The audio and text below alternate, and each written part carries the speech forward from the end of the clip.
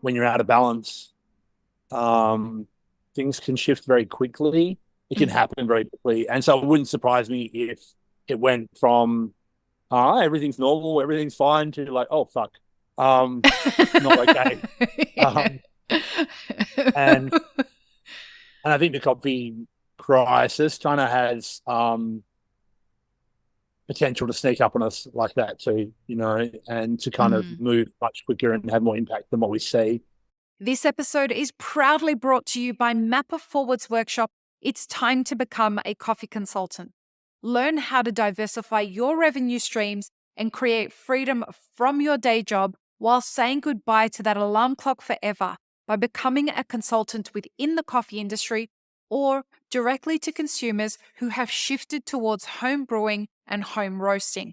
Protect your income from challenging times in the coffee value chain by taking this course today. Go to mapperforward.coffee/workshops or click the link in the show notes for details. Welcome to the Daily Coffee Pro by Mapper Forward, friends. I'm your host, Lee Safar, and this is unfortunately, the final episode of this awesome 5-part series with Nolan Hirte from Proud Marys and Aunty Pegs. Nolan, we are talking about the coffee crisis, and we have been talking about how we got here, where it's going. We're up to the where it's going part. The way I see what's happening is that there is going to be another side from where we're at, but we're not going to get there until we go through a very tough time. Is that how you're seeing this? Um, yeah, it's really hard to call like time, like what the timeline looks like, like Mm-hmm. how long we have Yeah, before I've we got really no feel idea the about impact. that. Yeah. Yeah, but you can clearly see that the signs of the impact being present. And I mean, I would say you'd have to be pretty naive not to notice all the environmental changes in the world. And Um, yet there are still people that yeah, yeah, that no, I don't know, but like, agree. I mean, watching Australia on fire before COVID hit, watching Australia on Oh, fire, that was wild. and then all the floods, and then just the different extremes of weather patterns that we're experiencing. It's pretty Mm-hmm. scary. Um, they're very real things, and they're pretty clear indicators that there's been a shift, that we're maybe out of balance, Mm-hmm. and that I kind of see it in a way that like, um, when you're out of balance, um, things can shift very quickly. It can Mm. happen very quickly, and so it wouldn't surprise me if it went from, everything's normal, everything's fine to like, oh, fuck, um, not okay. Yeah. Um, and I think the coffee crisis kind of has, potential to sneak up on us like that too, and to kind of Mm. move much quicker and have more impact than what we see. I, yeah, I don't know. Uh, like I guess like it's kind of when you look at the whole big picture of the world and everything, Mm-hmm. it's very overwhelming, and you could be like, I don't know how I can. What can I do? Like Yeah. I'm kind of one person, um, but I think doing what you can and being aware of what it is that you're doing, is a pretty massive, um, start, and a bit that we need to kind of be involved in. Um, yeah, I yeah, I'm not sure. It's going to be interesting times. I think we will see, clearly prices moving around, and maybe we'll, like what I find interesting is just in our market. Like we talk about coffee crisis, right? And often like my thought goes to where coffee comes from and Mm-hmm. the availability to buy these special coffees. And then I look in, a market like Melbourne, Australia. What about all the cafes? What about all the cafes that used to sell high quality coffee that had to find a cheaper product to survive because it was such a squeeze. And so suddenly I feel like we went back 10 years where now whoever had the cheapest product that was close enough to okay was more important. And all of a sudden, everyone started scrambling to be like, well, hang on, does this still look like real thing? Because it's cheaper and it's close to the real thing, right? And the consumer, I remember overhearing a customer of ours, a cafe owner. Yeah, no one could tell. No one noticed the difference. It's good, right? Rubbish. Wow, man, Rubbish. That hits me in so many ways. But energetically speaking, yeah, it's really sad. And I know for sure that those businesses are being impacted. Not straight away. They'll get a moment. They'll get to reap the benefits of having a cheaper product for a minute, but it'll freaking come back and bite you in the ass because it's the same as what's going on in Ethiopia, right? You're doing a short-term thing to get it to survive in the short term without thinking of the long game. Yeah. And the consumer will figure it out. Yeah, and ultimately what it's done is made a more mediocre experience in the city at large. And like a friend recently was in Melbourne visiting and did a bunch of cafe hopping. And it used to be a case of like, I can remember the top 50 list for Melbourne being so friggin' solid that it was like, yeah, you could go to any one of those 50. And it would be banging. Man, you're getting a legit baller product. Mm-hmm. I don't think it's the case. I'm not saying there isn't freaking great examples. There's definitely still some really heavy-hitting, amazing examples in Melbourne. What a cool city. But it's sad to see so much pressure making so many businesses turn to what is a subpar product in my eyes, and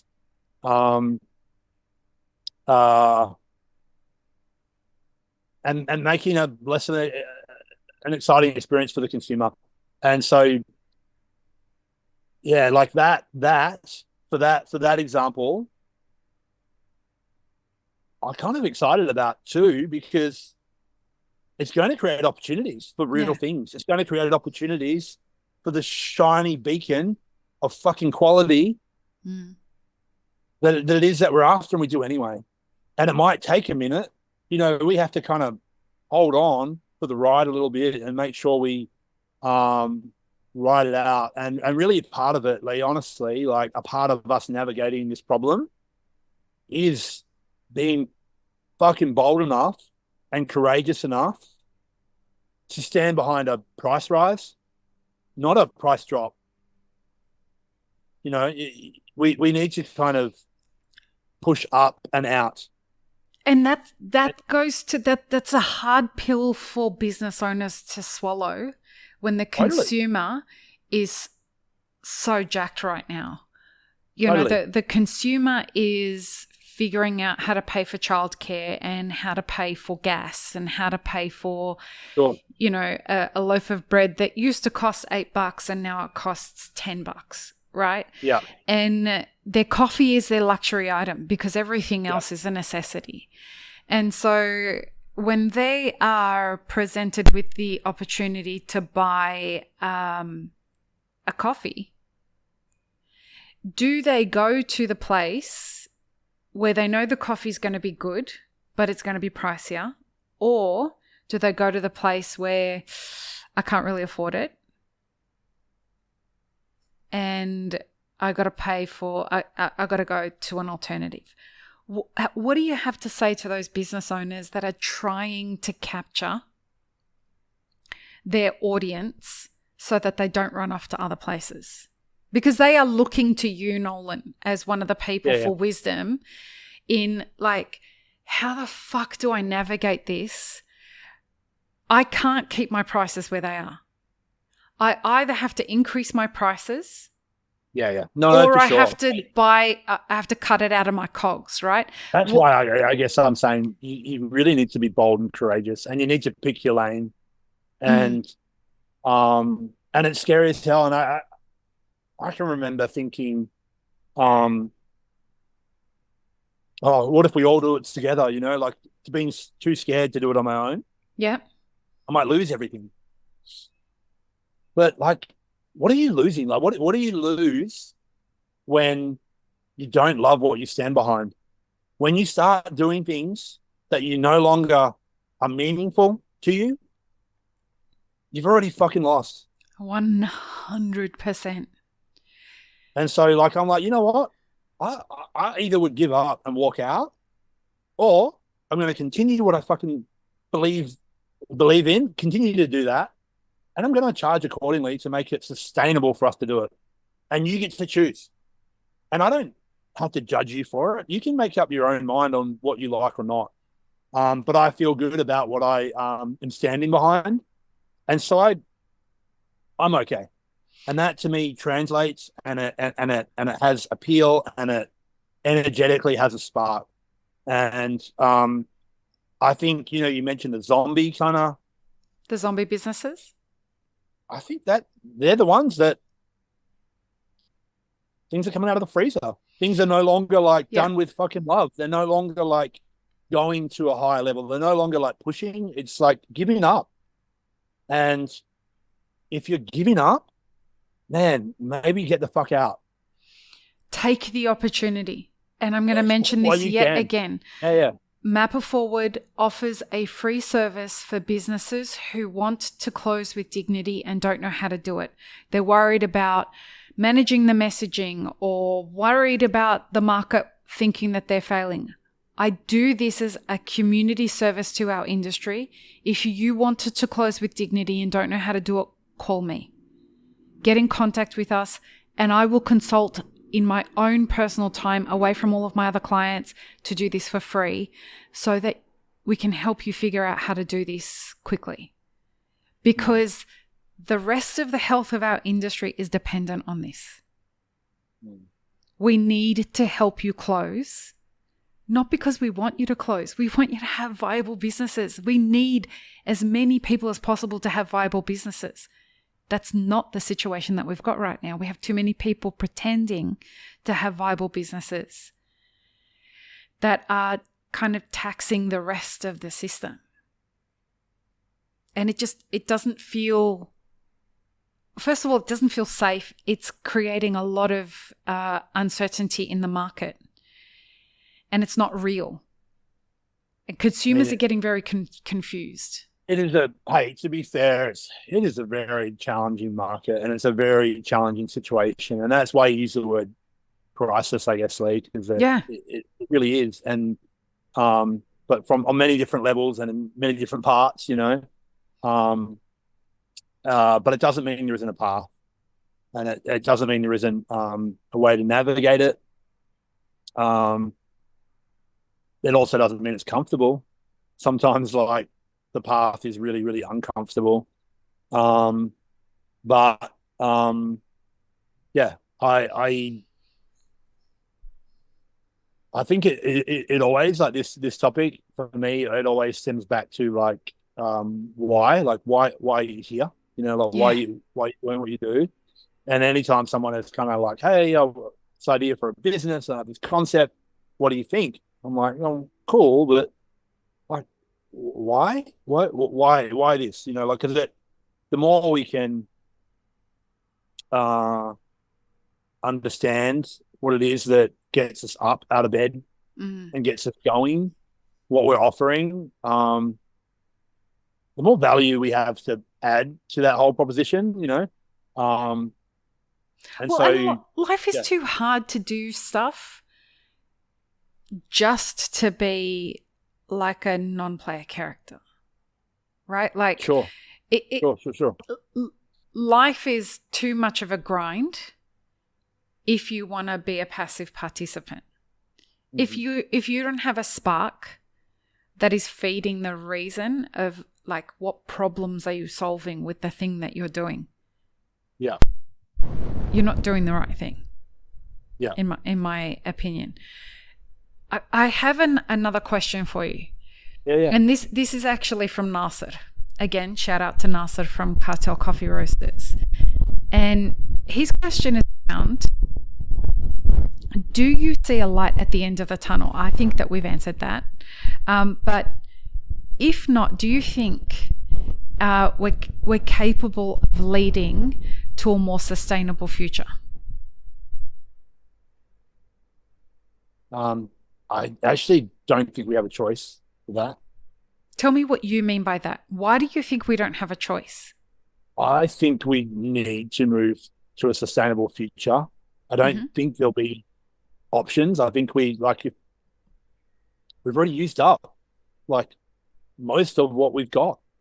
Um, there's, a small chunk of the planet left that hasn't been turned over by us. And when, weather patterns and whatever else, if they're not enough of an indicator of the fact that things are out of balance, we kind of need to make changes to be sustainable for it to heal and come back into balance. If we don't make the changes,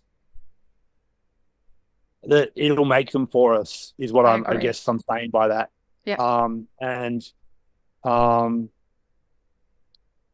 you know, uh, Austin, Texas, we just opened a roastery there this year, and so we have a roastery in Congratulations. Melbourne, and a roastery in Portland, and we opened this roastery in Austin, and we put in fully electric roasters, and I never thought that I would fucking come around to that lead. Like I never thought that I'd be okay with that because I love what I get off my vintage Right. gas drum roasters. I love them. I love my old 70s Ford.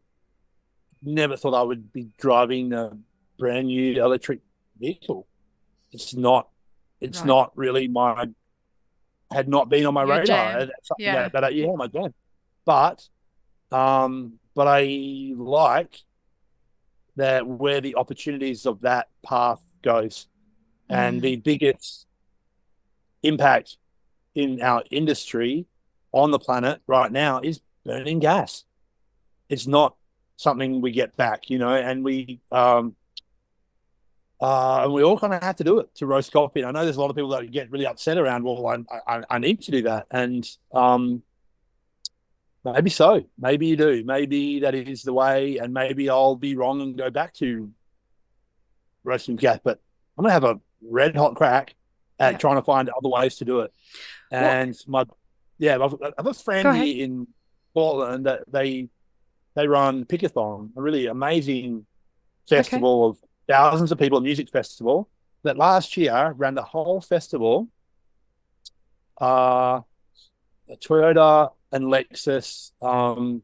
Uh, what's the word I'm trying to find? I've gone Like blank on it, but renewables? the fuel cell. Yeah, it's a fully renewable fuel cell. Created all the power. Okay. The only off gas from it is like water and hydrogen fuel cell is what it is.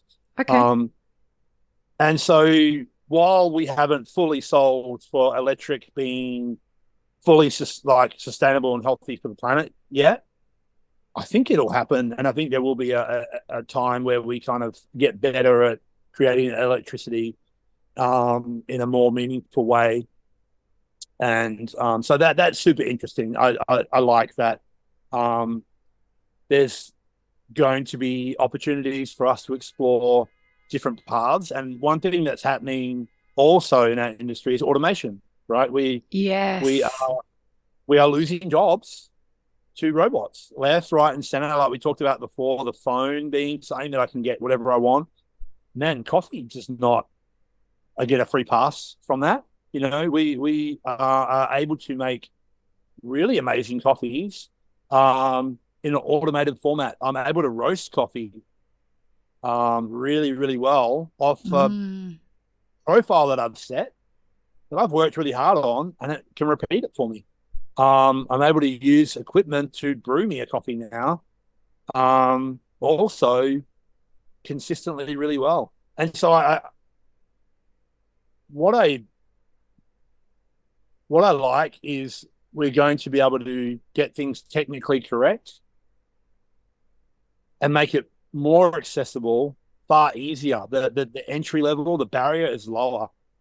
You might say that maybe the consumer themselves will get the opportunity to take full control of the whole thing and do it themselves at home with the super easy entry level. I mean, maybe we kind of it evolves a little bit from it, like the roaster being some sort of hero and brand when really like we all know it's like this beautiful product that comes from the land, Mm-hmm. and it just needs to be treated right the whole way through. And so if we treat it right the whole way through and we have the tools to do that, can anyone do that? It kind of starts to change what's important and where the value is and why do I need this brand? Why do I need that? What is it? What is important about it? And I guess that's why I would be investing personally for our brand further and further into the story and capturing these beautiful moments of something that is real and sharing it, because I know that that's becoming more and more valuable to us as things get easier and easier to replicate.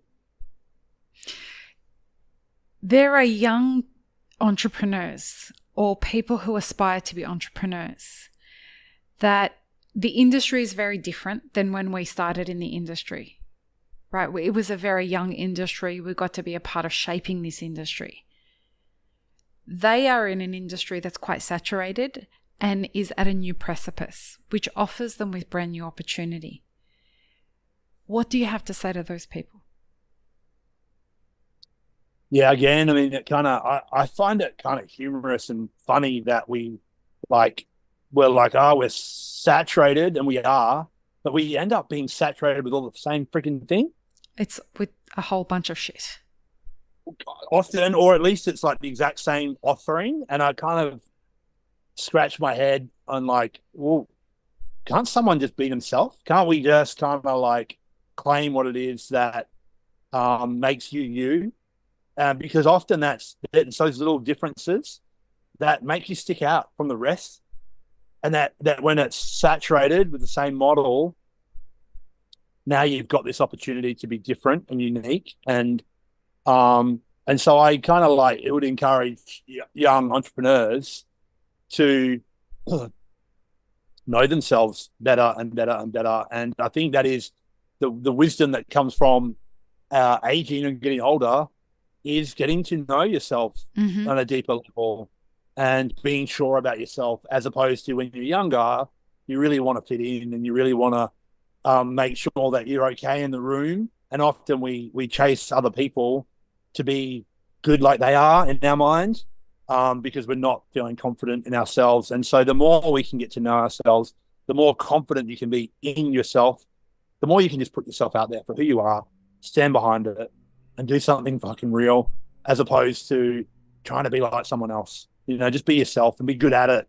and have a bit of fun on the way. Like find some ways to spark joy in what you do. There's always people that are wanting to be around that. It's magnetic. And so be mindful of what it is that you're thinking, be mindful of what it is that you're putting out, and make it good. There are a lot of things that I'm grateful for about what my career in coffee has given me. And you and I have had an interesting journey in our relationship. Mm-hmm. Our relationship is something that I'm grateful for, Nolan. Mm-hmm.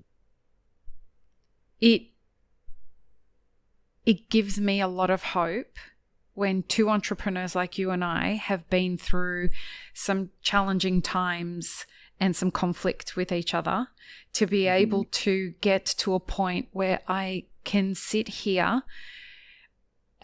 looking at what the future of the industry is, and I can say to you with all the love in my heart and say to you, I am so deeply grateful that you're a part of our industry.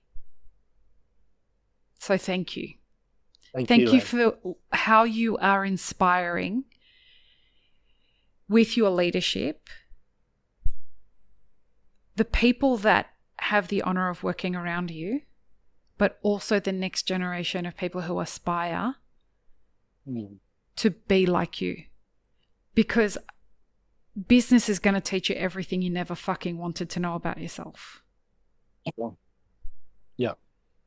And looking in that mirror is the hardest thing that any of us that are crazy enough to do this. It's not easy. I'm just really proud.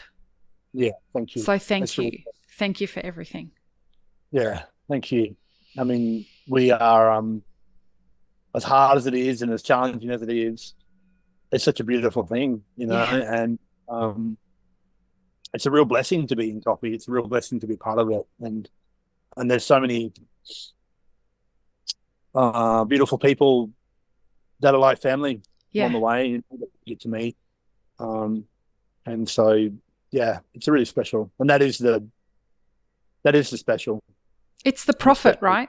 The profit margins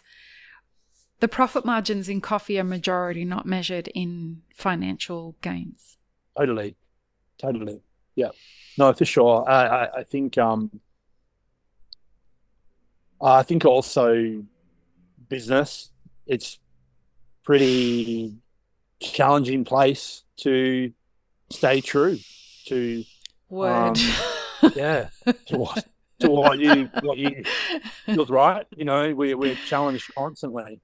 And I'd like to think that we can weave it all together, and that we can make meaningful and real, heartfelt, authentic, genuine business and do the right thing by people along the way.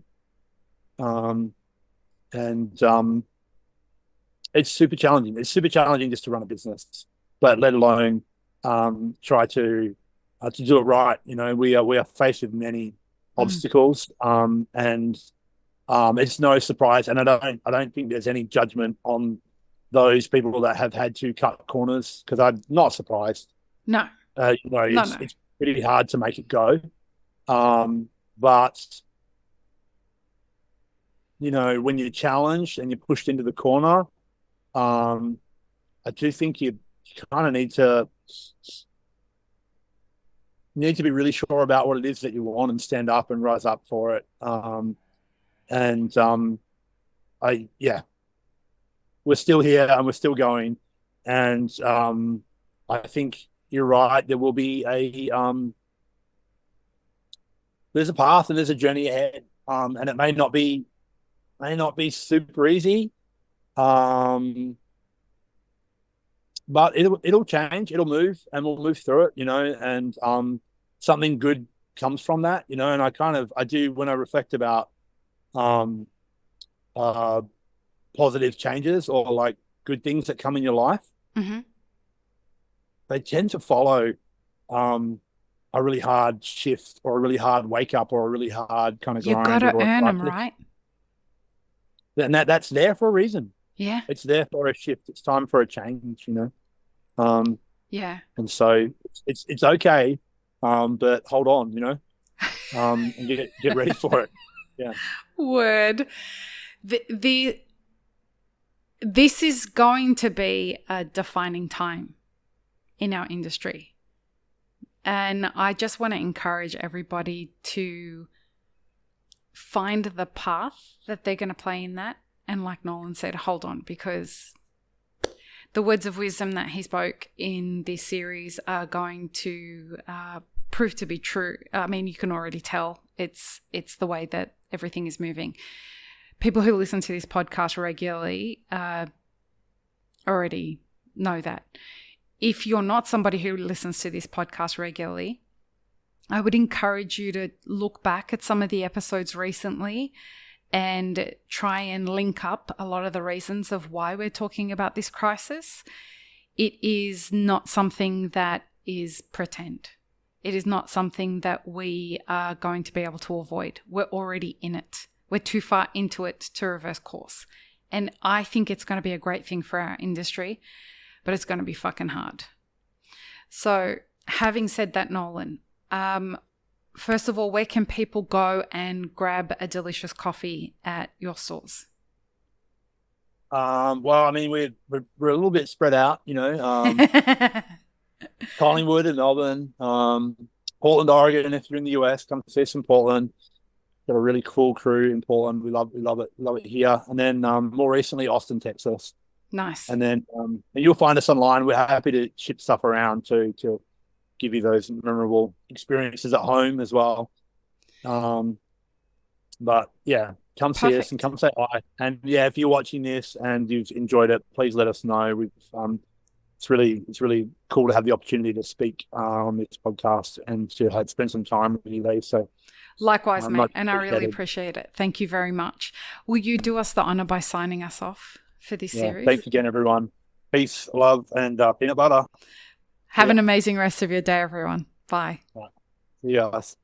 I really hope you enjoyed this episode, friends. Please don't forget to show us some love by subscribing, liking, commenting, and most of all, sharing this podcast with your friends. Check the show notes for links, including our sponsors and our Patreon. And stay tuned for more great conversations on the Daily Coffee Pro by Mapper Forward.